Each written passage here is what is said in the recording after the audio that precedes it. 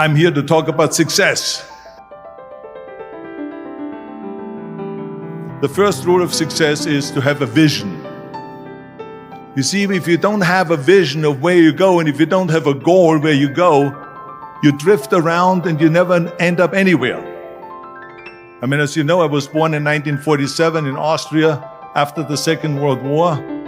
So I was very fortunate that I stumbled onto my vision. And I didn't really like Austria when I grew up. I couldn't wait to get out of there. I couldn't see myself becoming a farmer or a worker in a factory or anything like that. Even though my parents wanted me to stay there and have a normal life. But that was their vision, not mine. My vision was totally different. I felt that I was born for something special, for something unique, for something big.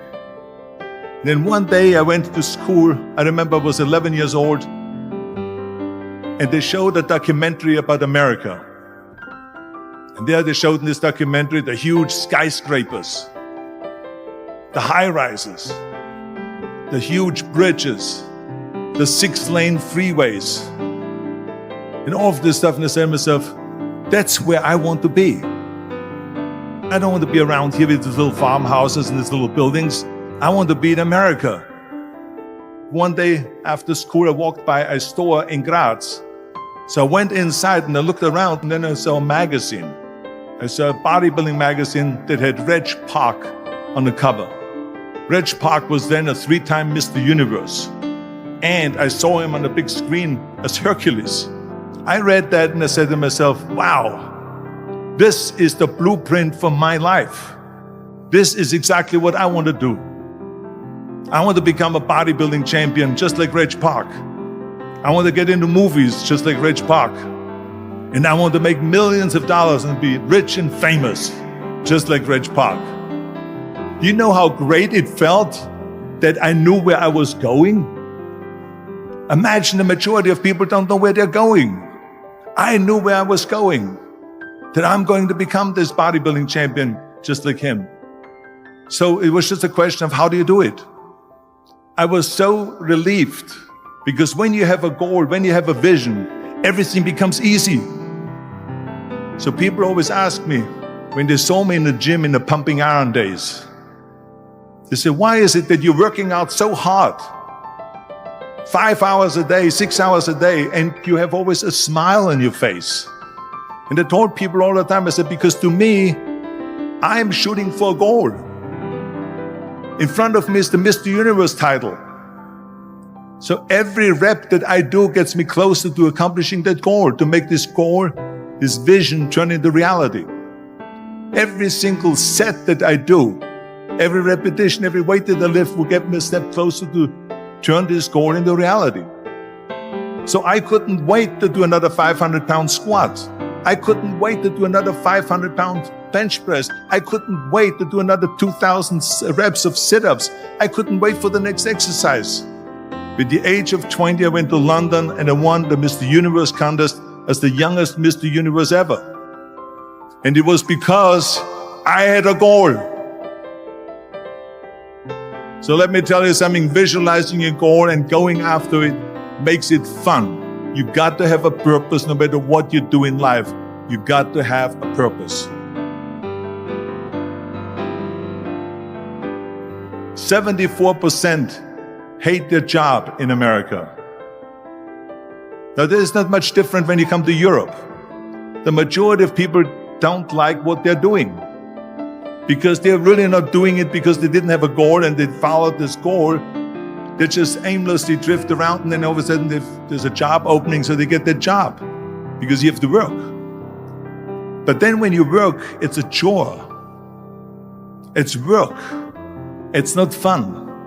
So if you think about only a quarter of the people really enjoy what they're doing in life. That is unbelievable if you think about it. So I felt so blessed that I knew what I was doing. It's like a medical student that studies and knows he wants to become a doctor. You know where to go. And the same thing is also in politics. I remember that in politics, I had a very clear vision that I will be the leader of California. That's as far as I could go because I was not born in America, so I could not run for president. So being the governor of the fifth largest state, the largest state, the fifth largest economy in the world, was for me really the ultimate title, the ultimate accomplishment in politics. So even though people came up to me and says, why don't you go and run for something smaller, you're never gonna make it. I ran for governor, and then 2 months later I became governor of the state of California. Again, because I had a very clear vision what I'm gonna do with California. So that's rule number one, have a vision. Rule number two is, don't listen to the naysayers.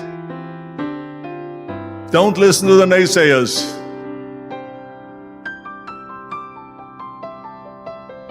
Everything I ever did, the thing that I heard out of people's mouth was, that's impossible.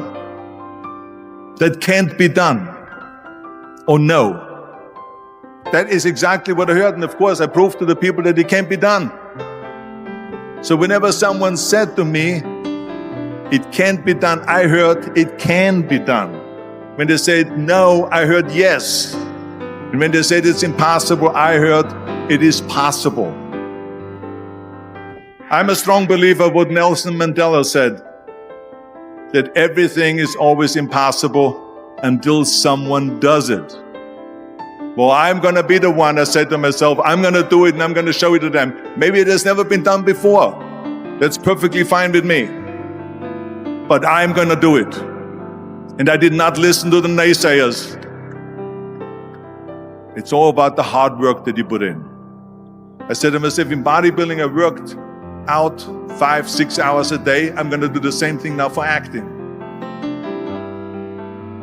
And of course, I went to college to study English. I studied the accent removal, acting classes, and all of this stuff all day long. I worked and I worked and I worked. And within a short period of time, I made one movie called Hercules in New York, which of course went right into the toilet. But it didn't discourage me. I still had the same vision. And then all of a sudden I did Streets of San Francisco. I did Stay Hungry and Pumping Iron and The Villain. And then all of a sudden I was asked by Dino De Laurentiis and by Universal Studio to star in Conan the Barbarian. And after I did Conan the Barbarian, the director at the press conference said to the press, the director was John Milius. He said to the press, if we wouldn't have had Arnold, we would have had to build one. So think about that. The very body that they said can never be sold because the time is wrong. A few years later, I'm doing Conan the Barbarian, and it was the #1 hit at the box office when it came out in the summer of '82. Think about that. And the director says, if we wouldn't have had his body, we would have had to build one. So all of a sudden, my body became an asset, not a liability. And the same thing was with Terminator. After we were finished filming Terminator, Jim Cameron said to the press, if Arnold wouldn't have had that accent and talked like a machine, I think the movie wouldn't have worked. So think about that. The body and the accent that they attacked was an asset. But I didn't listen to those losers. I didn't listen to them at all. It's just the reality of it is that you cannot listen to the naysayers. So this is a very important lesson for all of you. So when someone says, no, this is a stupid idea, you in your mind, you don't have to say it, but in your mind just say to yourself, you're an asshole. What do you know?